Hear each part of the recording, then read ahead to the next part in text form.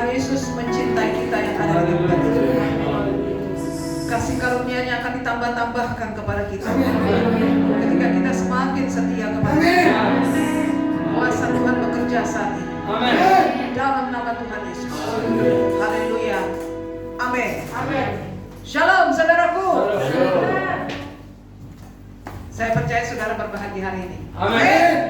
Apalagi kita memuji Tuhan tadi luar biasa saudara. Haleluya. Tadi pujian yang saya baru dengar, hatiku mengasihi. ya, coba kita nyanyi sekali lagi, luar biasa. Saudara mengasihi Tuhan.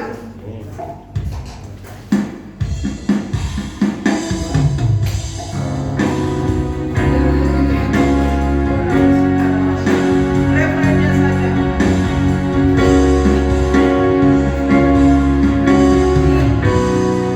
Ya, katakan kita mendengarkan firman Tuhan.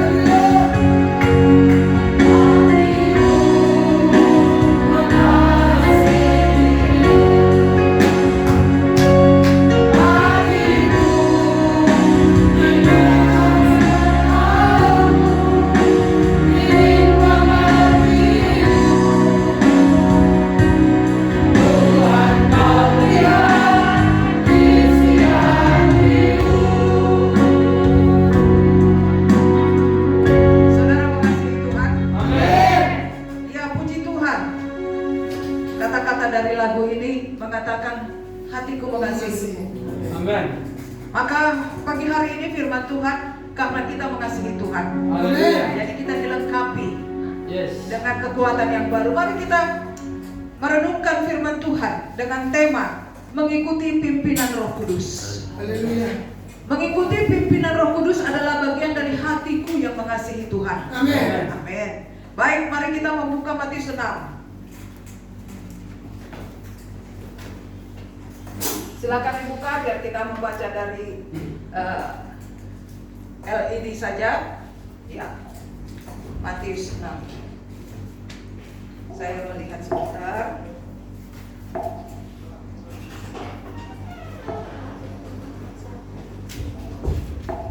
Kita membuka dari hal kekhawatiran.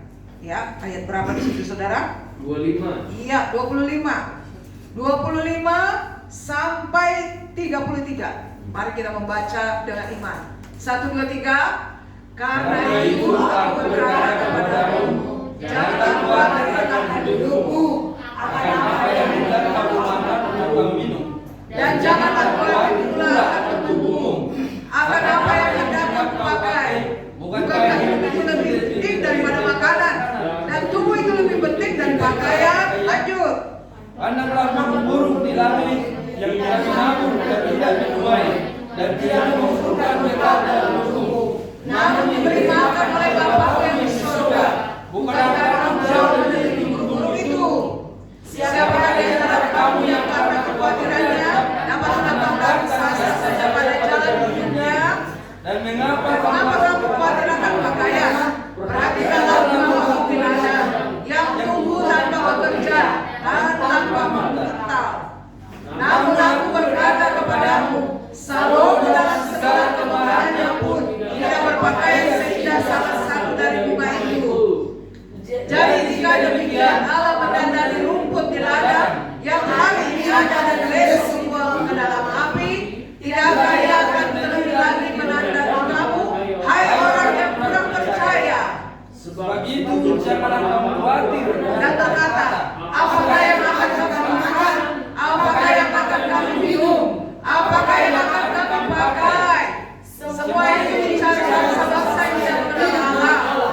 Akan tetapi Bapa yang di surga tahu bahwa kamu memerlukan semuanya itu. Tetapi cari dahulu kerajaan Allah dan kebenarannya, maka semuanya itu akan ditambahkan Kepadamu. Haleluya. Setiap perkataan firman yang kita baca adalah perkataan yang penuh kuasa. Amin. Ya, saya memberikan tema mengikuti pimpinan Roh Kudus, yaitu saudaraku, kita bisa mengikuti pimpinan Roh Kudus. Amin. Tapi ada yang harus kita perhatikan, yaitu kalau kita sudah menerima Yesus secara pribadi? Bagaimana mungkin saudara mengikuti pimpinan Roh Kudus kalau belum menerima Yesus secara pribadi? Very, very impossible. Banyak orang Kristen ke gereja hanya karena mau mencari suasana nyaman. Dari lahir, ya, sampai tua, kalau kita ketahui, kenapa orang tidak bisa mengikuti pimpinan Roh Kudus? Karena mereka belum menerima Yesus secara pribadi. Kalau saudara belum menerima Yesus secara pribadi hari ini, terima secara pribadi. Jangan engkau berkata engkau Kristen, mengikut Kristus, tapi sebenarnya engkau belum menerima Yesus secara pribadi. Kita ini Kristen karena orang tua kita Kristen. Tetapi banyak yang belum mengerti, makanya di penjara ada namanya Lukas, Markus, Timotius, Paulus. Karena mereka belum menerima Yesus secara pribadi. Di gereja saya, di gereja tua, di gereja lama itu tidak diajarkan. Tetapi kalau kita, saudaraku, sudah mendengar dari luar, dari gereja yang lebih terbuka kepada firman Tuhan, itulah saudara dan saya saat ini, makanya ada di sini, saudara. Amin. Hatimu pasti akan terikat pada kata-kata yang menghibur, menguatkan, menyadarkan. Firman Tuhan itu bukan hanya bicara teori. Firman Tuhan itu berbicara tentang bagaimana praktek hidup. Amin. Kalau hanya teori, saudara bisa menjadi guru, menjadi dosen. Itu tidak perlu dibuktikan. Tetapi kalau kita hidup menerima Yesus, itu untuk dipraktekkan. Amin. Bukan untuk sekedar masuk ke otak. Banyak hamba Tuhan sekarang membuat teori macam-macam. Bahkan perpuluhan pun katanya tidak usah dikembalikan. Sementara di dalam Maleakhi 3 dikatakan, berikanlah perpuluhan supaya ada persediaan di rumahku. Amin. Banyak gereja melarang berbahasa roh karena katanya itu dari setan. Padahal kita sudah mengerti bahasa itu harus dimengerti oleh Tuhan dan manusia. Kalau bahasa tubuh, ini bahasa tubuhnya. Saudara ngerti maksud saya? Apa ini kira-kira? Ini apa artinya kalau saya lambaikan? Dadah, bye-bye. Gak mungkin dadah, ya, tidak mungkin, pasti begini. Bahasa jiwa, bahasa Indonesia, bahasa Inggris, bahasa Batak. Bahasa roh, katanya itu dari setan.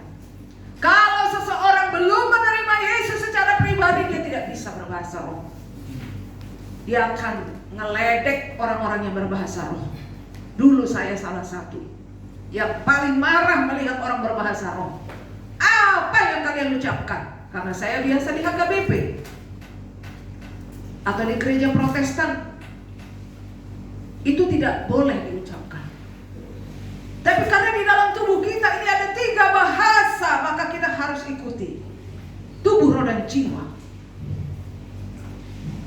Karena kadang-kadang kita tidak kuat menghadapi masalah. Beban kita banyak. Tidak ada yang bisa menolong saudara dan saya kecuali kita berbahasa roh. Kita minta tolong kepada Tuhan. Amin. Amin.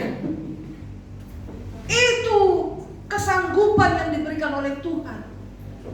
Maka itu salah satu yang membuat kita bisa mengikuti pimpinan Roh Kudus. Kalau saudara tidak mau mengikuti pimpinan Roh Kudus, berarti saudara minta dipimpin oleh pikiranmu semata. Apalagi kalau saudara orang pintar, smart. Biasanya orang smart jarang mengandalkan Tuhan kalau dia tidak mau menerima Yesus secara pribadi. Tidak usah dipungkiri, gak usah bicara orang-orang yang sudah pintar ke luar negeri. Di desa-desa pun sama. Selama hatinya belum menerima Yesus secara pribadi, dia tidak akan percaya akan pimpinan Roh Kudus. Apakah saudara mau menjadi orang yang percaya kepada pimpinan Roh Kudus? Amin. Haleluya. Salah satu itu terima Yesus secara pribadi. Kita buka Amen. Yohanes 1 ayat 12. Coba kita buka. Yohanes 1 ayat 12.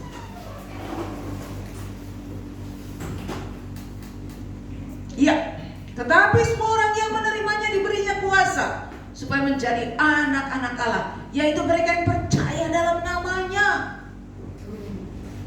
Semua orang yang menerimanya Amin. diberi kuasa. Saudara tidak boleh klaim saya bahwa kalau saya mengatakan saya ada kuasa karena ada Roh Kudus di dalam saya. Saya tidak boleh klaim, saudara. Tidak ada di dunia ini yang boleh klaim mengganggu kita menjadi anak Tuhan yang punya kuasa. Saya punya kuasa, yaitu saya bisa meminta, Bapa berikan aku, Bapa sembuhkan keluargaku, Bapa tolong saya. Ada kuasa. Sehingga kita berkata, dalam nama Yesus sembuh, dalam nama Yesus kuat, dalam nama Yesus berubah. Itulah kuasa itu. Amin. Amin. Yang kedua, saudaraku, mengikuti pimpinan Roh Kudus, yaitu menjadi anak dari seorang bapa. Kalau kita mau mengikuti pimpinan Roh Kudus, saudara harus menjadi anak dari seorang bapa. Kenapa, saudara? Karena hanya anak-anak bapa lah yang berhak meminta dan memanggil namanya. Jadi berhati-hati, saudara. Jangan engkau merasa sudah yakin engkau ini anak seorang bapa sementara kau belum menerima dia, belum mengakui dia sebagai bapa. Ya itu tadi yang pertama, terima Yesus secara pribadi. Kenapa kita menerima Yesus secara pribadi? Supaya kita bisa mengakui segala dosa dan melupakannya. Saudara kalau buka di YouTube, kenapa terjadi perpindahan keyakinan menjadi murid Kristus? Karena mereka sudah menerima secara pribadi. Mereka tahu siapa Yesus. Bumi ini sedang digoncang, saudara, dengan kehebohan. Kalau saudara tahu Paulusan, dia berani setiap hari bersaksi. Memang dia tidak di Indonesia. Kalau di Indonesia dia sudah dibunuh. Karena dia terlalu berani. Dia mengaku dirinya sebagai Nabi ke-26. Menurut saya setuju. Karena apa? Seorang Nabi berani menyampaikan firman Tuhan dengan keras. Seorang Nabi itu tidak mesti harus kelihatan Tuhan berubah gaya hidupnya. Selama dia sudah yakin bahwa dia anak Tuhan dan dia berani memberitakan ketegasan, saya setuju dia menjadi seorang Nabi. Dia sangat keras. Dia tidak berani bersaksi kalau di Indonesia, saudara, berbahaya. Tetapi lihatlah akibat dari ucapan-ucapannya, banyak orang datang kepada Tuhan saat ini. Jadi banggalah kita menjadi anak Tuhan. Amin. Bangga. Jangan setengah-setengah senangnya. Senang terus, senang. Mungkin kita kurang mengimpartasikan saja kuasa Tuhan sehingga kita ragu-ragu. Tapi sesungguhnya di dalam dirimu sudah ada kuasa Tuhan. Sudah ada kekuatan Tuhan. Karena janji Tuhan tadi, diberinya kuasa supaya menjadi anak-anak Allah. Makanya kalau kita kembali kepada Tuhan, hamba-hamba Tuhan yang kembali kepada Tuhan, anak-anak Tuhan, mereka sudah memiliki keselamatan. Amin. Jadi kita tidak usah takut, saudaraku. Ya, kita buka Titus 1 ayat 4. Ya, bagaimana menjadi anak dari seorang bapa? Ya, kepada Titus, anakku yang sah menurut iman kita bersama, kasih karunia dan damai sejahtera dari Allah Bapa dan Kristus Yesus, Juru Selamat kita, menyertai engkau. Ini adalah ucapan Paulus kepada anak rohaninya Titus. Dan satu lagi siapa, saudara? Ada dua anak rohaninya. Siapa, Pak Purba? Timotius. Itu betul-betul anak yang dilahirkan secara rohani. Maka anak-anaknya memanggil Bapa kepada dia. Kalau saudara sudah dilahirkan kembali, engkau berhak memanggil Bapa kepada Tuhan kita. Makanya ada doa Bapa kami, Bapa kami di dalam surga. Iya. Kita berani memanggil Bapa kepadanya karena kita sudah menjadi anak Tuhan. Satu lagi dibuka. 2 Timotius 1 ayat 2. 2 Timotius 1 ayat 2. Biar saudara melihat. Ya, saya bacakan kembali. Kepada Timotius, anakku yang kekasih, kasih karunia, rahmat dan damai sejahtera dari Allah Bapa dan Kristus Yesus Tuhan kita menyertai engkau.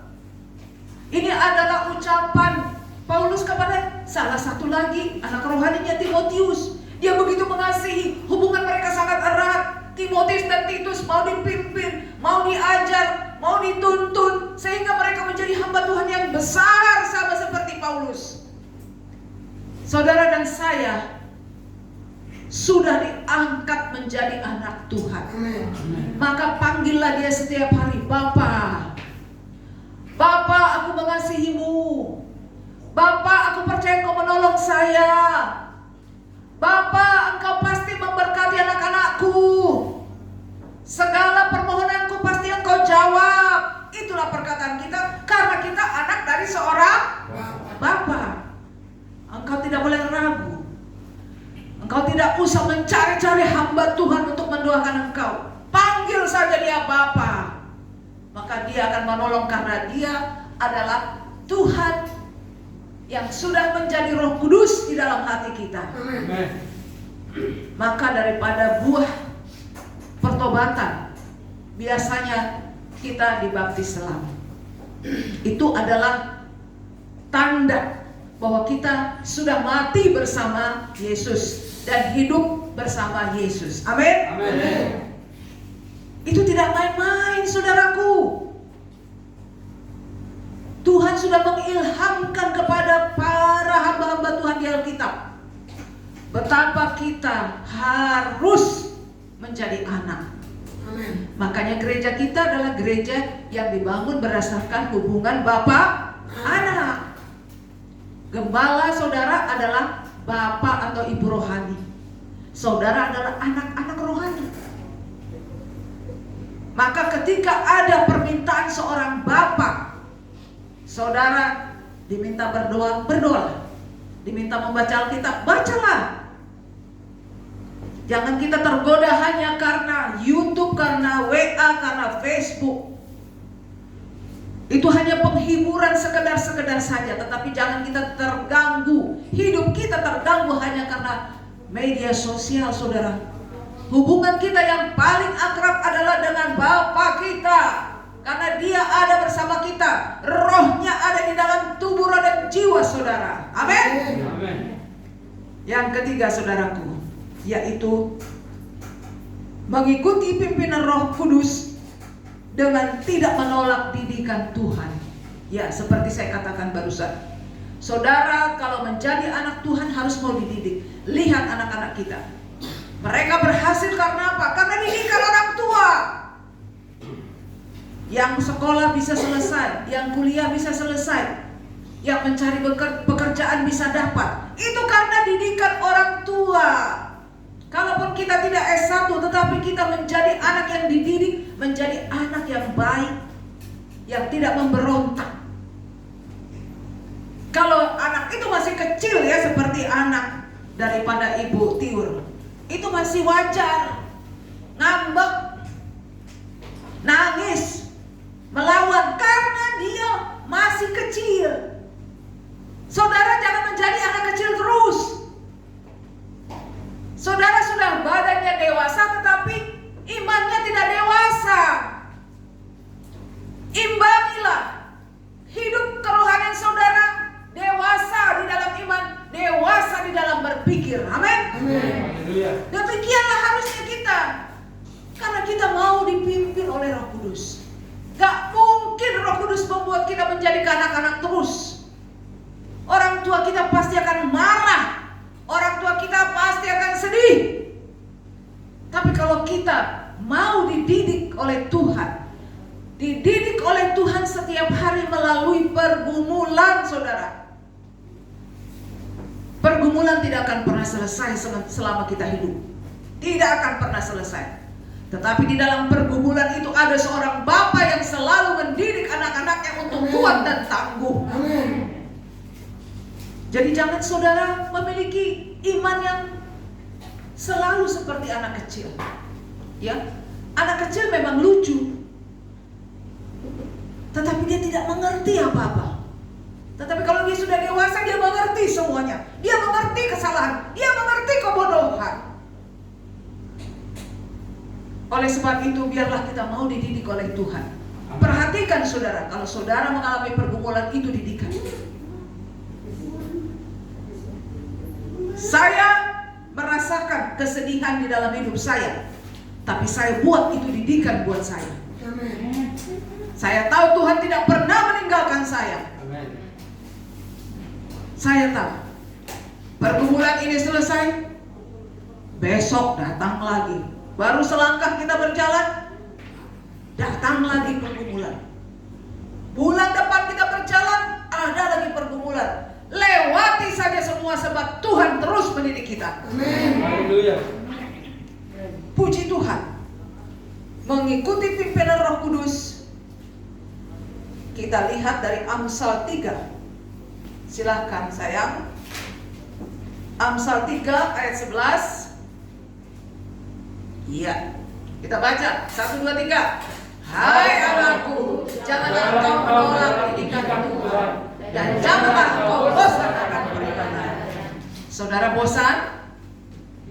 Tidak. Kadang-kadang hampir bosan. Ya, kadang-kadang kita mau marah. Jujur, tidak mungkin kita bahagia dididik Tuhan. Wah, enak loh aku gak punya duit, enak loh, aku susah. Gak ada begitu. Yang ada kita meneteskan air mata, saudara. Kita marah, kita sedih. Amin. Tapi kata Tuhan, jangan menolak didikan Tuhan. Karena disitulah kita boleh tampil menjadi saksi yang hidup. Amin. Haleluya. Karena tidak ada yang tidak punya masalah pergumulan.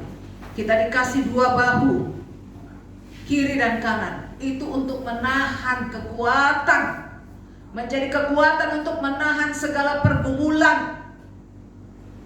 Saudara punya, kalau saudara lihat pemanggul, penjual pisang yang sudah tua, saya sering lihat itu. Kadang-kadang saya beli supaya dia ringan bebannya, tapi dia kuat sampai tua, sampai bongkok. Tapi dia kuat. Makin hari dia makin kuat. Saudara semakin dididik Tuhan dengan segala pencobaan, pergumulan, permasalahan. Kalau engkau tetap memanggil nama Tuhan, katakan puji Tuhan, terima kasih Tuhan, aku kuat Tuhan, maka engkau akan tetap sehat, kuat dan berdampak. Amin. Haleluya. Banyak orang tidak tahan karena pergumulan, karena dia tidak punya power dari Tuhan. Jangan saudara tidak memiliki kuasa itu, saudara. Saudara akan jatuh, tidak bisa bangun. Beda dengan orang Jepang. Mereka sudah disiapkan tempat untuk bunuh diri. Karena begitu berat tekanan orang Jepang, mereka harus berhasil. Mereka tidak mempunyai Tuhan Yesus, mereka punya dewa matahari. Kalau mereka sudah lelah, tidak kuat menghadapi cobaan, dia siapkan dirinya untuk bunuh diri. Itu namanya harakiri. Mereka tidak diajar untuk mencari Tuhan dalam kelemahan mereka. Betapa sayangnya orang pintar, orang hebat. Makanya Jepang tidak pernah ketinggalan, saudara. Dia bisa meniru apa yang dibuat oleh bangsa Eropa, tapi dia yang terbaik. Walaupun saat ini Cina lah yang paling hebat dalam bidang usaha perdagangan. Tetapi kalau soal kepintaran, kita akui Jepang. Mereka sudah terbiasa dengan budaya bunuh diri. Tetapi kita tidak ada perkataan bunuh diri, karena orang bunuh diri tidak ada tempat di surga. Yang bunuh diri, yang banci, itu tidak ada tempat. Tinggal saudara pilih, saudara mau pilih kiri atau kanan. pilih hidup yang binasa atau mencari Tuhan. Jangan kita biarkan tubuh kita ini akhirnya binasa. Terimalah Yesus secara pribadi. Amin. Saya mau katakan kepada saudara, Amin. kita tidak banyak di tempat ini, tapi Roh Kudus tetap melawat kita di tempat ini. Haleluya. Kita menghargai Roh Kudus, kita tidak menolak Roh Kudus. Dia ada di tempat ini. Seperti kita mengundang dua pribadi di dunia ini, mengundang setan atau mengundang Tuhan. Saudara bisa mengundang setan di tempat ini. Kalau saudara puji-puji setan, ada, karena setan itu ada, saudara. Jangan saudara bilang tidak ada. Memang mata kita tidak bisa melihat, tapi dia bisa menyerang kita melalui orang-orang yang dekat dengan kita. Tetapi kita memanggil Tuhan. Ada Tuhan di tempat ini. Amin. Amin. Karena dikatakan di mana 2-3 orang berseru, aku ada. Tuhan izinkan semua itu. Jangan bertanya kenapa seperti itu. Itu adalah rahasia Tuhan. Tuhan tahu kenapa. Kenapa manusia mencari hantu dan mencari Tuhan. Oleh sebab itu, terimalah Yesus secara pribadi. Kau akan berubah, saudara. Jangan udah tua gak berubah juga. Sayang, hidupmu rusak. Berkatmu tidak pernah bertambah. Hikmatmu tidak pernah bertambah. Yang ada penyesalan. Kalau menerima Tuhan Yesus, jangan ikut istri, jangan ikut suami. Secara pribadi. Amin. Amin. Itu hubungan kita dengan Tuhan. Bukan kita harus menunggu suami ikut Tuhan baru kita ikut Tuhan. Kalau dia melakukan kesalahan, kita ikut saja dia. Bukan itu, saudara. Mengikuti pimpinan Roh Kudus yang selanjutnya adalah memiliki sikap yang bersyukur. Amin. Bersyukur itu sangat sulit. Tetapi kalau sudah ada Roh Kudus, dia ajar kita untuk bersyukur, saudara. Bersyukur ketika kita belum mendapat jawaban Tuhan. Bersyukur ketika kita belum merasakan pertolongan Tuhan hari ini. Bersyukur. Kalau tidak ada Roh Kudus, kita tidak bisa bersyukur. Manusia memang sudah tabiatnya meluap-luap, emosi, ekspresikan kemarahannya. Tetapi karena ada Roh Kudus bisa menekan emosi kita dengan berganti menjadi ucapan syukur, yaitu selalu bersyukur. Amin. Amin. Kita buka Efesus 5 ayat 20. Ya, kita baca sama-sama. Ucaplah syukur senantiasa atas segala sesuatu dalam nama Tuhan kita Yesus Kristus kepada Allah dan Bapa kita. Senantiasa.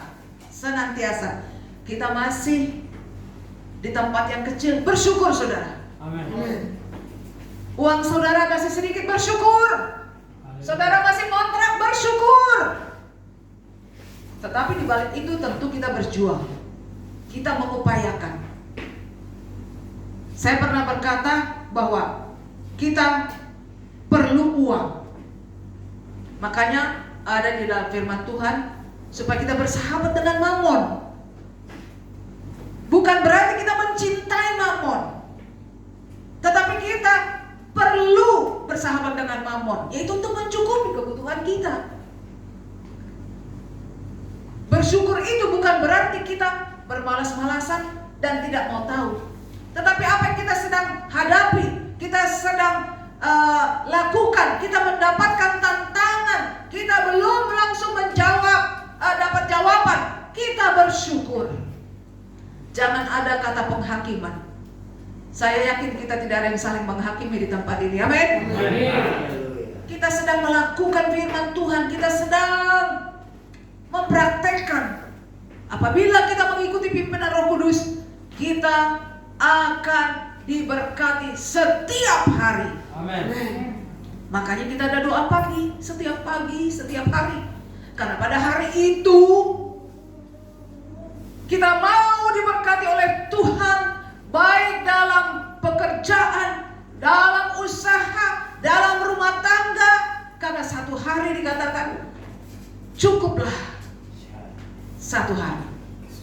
Kesusahan sehari untuk, makanya kita supaya jangan susah terus, kita berdoalah setiap hari. Kita sadar, kita eling, kata orang Jawa. Kita tidak menganggap enteng, hari ini kan Tuhan bersamaku. Tidak, saudara. Saya minta saudara menyadari setiap hari ada berkat Tuhan yang baru. Tetapi ada kesusahan yang baru. Untuk mengcover itu semua, kita perlu berdoa bersama. Amin. Amin. Ya, puji Tuhan, puji Tuhan. Saya percaya saudara meresponi firman Tuhan ini. Amin. Haleluya. Firman Tuhan ini bukan untuk saudara dengarkan dari saya saja hari ini, lalu keluar dari tempat ini kita lupa. Tidak, saudara. Hari ini kita menerima makanan rohani, itu untuk mencukupi kebutuhan rohani kita sepanjang minggu sampai kita bertemu lagi. Amin. Haleluya. Kita adalah gereja, kita adalah tubuh Kristus. Amin. Harus sepakat menerima pengajaran yang baik. Kita tidak berbeda pengertian, kita satu pengertian. Bagaimana mengikuti pimpinan Roh Kudus. Oleh sebab itu saudara, biarlah firman Tuhan ini bekerja di hati kita. Amin. Haleluya. Mari kita bangkit berdiri. Kita menyanyikan dulu satu buah lagu. Besar anugerahnya, bahwa keselamatan dari Tuhan adalah anugerah yang terbesar. Tidak ada yang lebih indah dari itu.